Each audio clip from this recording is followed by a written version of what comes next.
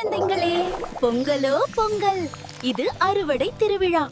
இயற்கை நமக்கு அளித்ததற்கு நன்றி தெரிவிக்கும் நாள். தைப்பொங்கல். சூரியன் இல்லை என்றால் செடிகள் வளராது.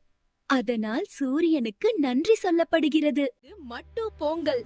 மாடு பசு விவசாயத்துக்கு உதவுது. அதனால அவங்களையும் நன்றி சொல்லி கொண்டாடுறோம். கண்ணும் பொங்கல்.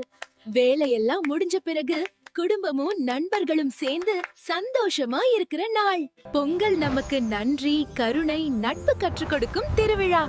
ஹாப்பி பொங்கல் குட்டீஸ். நல்ல மனசோட வளரலாம். பொங்கலோ பொங்கல், சக்கரை பொங்கல், புது அரிசி, புது சந்தோஷம். சந்தோஷமா இருங்க. இனிய பொங்கல்.